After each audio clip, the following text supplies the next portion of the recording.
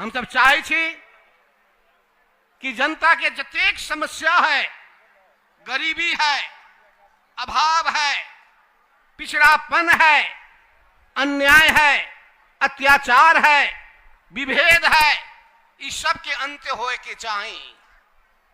संविधान में लिखल गेल है समाजवाद मुखी अर्थतंत्र के स्थापना करे के है। मैं समझता हूं आप लोग मैथिली भाषा भी समझते होंगे।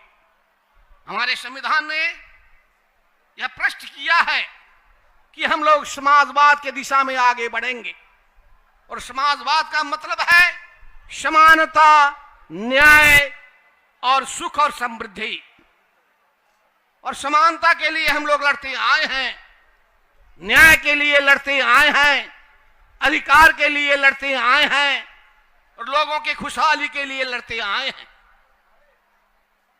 आप लोगों को मालूम है, यही धरती, यह जनकपुर धाम, जहां मैंने 2032 साल में 1975 में, जहां मैंने 2032 साल में 1975, और इसी धरती में आगे बढ़ते समय यहां के गांव के लोगों के साथ मेरी काफी अच्छी दोस्ती बनी थी।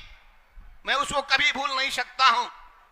इस पवित्र भूमि में हमारे मेहमान सब आए हैं, मैं उनको फिर भी अंतर हृदय से स्वागत करना चाहता हूं। जनक नंदिनी जानकी का यह नगर अपने में इसका अपना ऐतिहासिक और धार्मिक और पुरातात्विक महत्व रहा है, और इस जगह में आप लोगों ने अपने महाधिवेशन को करने का जो संकल्प किया, इसका मैं स्वागत भी करना चाहता हूं। जनकपुर से मेरा संबंध काफी जुटा हुआ है। आप जानते हैं मेरा जन्म इसी मध्य प्रदेश में हुआ, और मेरा जितने भी संबंधी हैं मध्य के 8 जिला में जुड़े हुए हैं। कहीं का मैं जमाई हूं, कहीं का मैं भंजा हूं, कहीं का मैं मामा हूं। इसलिए मध्य प्रदेश से मेरा संबंध काफी नजदीक से जुड़ा हुआ है, और मैं देख रहा हूं गांव-गांव से आप लोग आए हैं, बुलंदी के साथ आए हैं, इस पार्टी को मजबूत बनाने के लिए आए हैं, और नेपाल की जो परिवर्तन की आंदोलन है, उस आंदोलन को आगे बढ़ाने के लिए, जनता के पीड़ा और वेदना को संबोधन करने के लिए, एक नई शक्ति के साथ आगे बढ़ने के लिए आपने जो अठोट लिया है, जो संकल्प लिया है, वह संकल्प पूरी होनी चाहिए। उपेंद्र यादव जी हमारे सहयोद्धा रहे हैं। हम लोग साथ साथ इस राजनीतिक यात्रा में आगे बढ़ते आए हैं। सिर्फ उपेंद्र यादव जी नहीं, इस पार्टी से जुड़े हुए बहुत नेता लोग हमारे साथ, हम लोग के साथ सहकार्य करते हुए आगे बढ़ रहे हैं। इसीलिए मैं कहता हूं, आप लोग हिम्मत और बुलंदी के साथ आगे बढ़ें, जनता की सेवा में अपने आप को समर्पित करते हुए आगे बढ़ें। मैं बहुत लंबा बात कहने के पक्ष में नहीं हूं, क्योंकि नेपाल देश को मनाया जा सकता है, क्योंकि नेपाल राष्ट्र एक ऐसा राष्ट्र है जिसका इतिहास गौरवशाली है। मधेश एक ऐसा स्थान है जिसने नेपाल के परिवर्तन में महत्वपूर्ण भूमिका निर्वाह करते हुए अपना योगदान दिया है।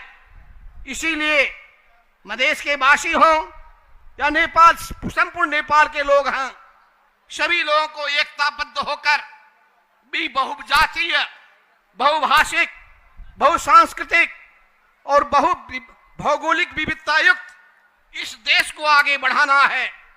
इस चुनौती को सामना करना है।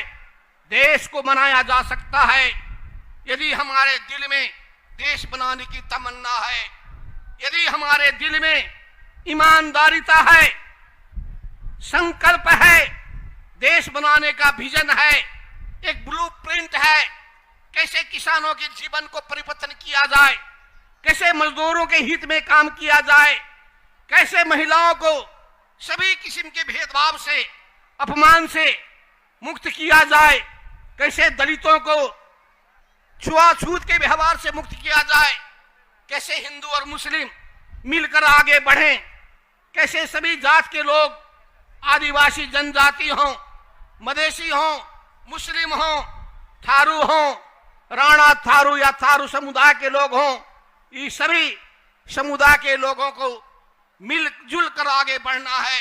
इस पवित्र धरती को ऐसा बना देना है कि जिस पर हम गर्व कर सकें। इसीलिए यह देश में विकास का एक लहर सृष्टि करने की जरूरत है और हमारे पास प्राकृतिक साधन स्रोत विद्यमान है, नदी की प्रचुरता है, पानी की प्रचुरता है, वन संपदा में धनी है, खनिज पदार्थ काफी है और हम देखते हैं यहीं पर पशुपतिनाथ है, मुक्तिनाथ है, जानकी मंदिर है। उतना ही नहीं, एक से एक धार्मिक स्थल सब नेपाल में है, छिन्नमस्ता देवी इसी देश में है। इसीलिए इस देश में पूर्व निवेशी से लेकर महाकाली तक, हिमालय से लेकर तराई तक, पहाड़ से लेकर समतल मैदान तक हम देखते हैं इसका अपना अपना विशेषता रहा है। ये सभी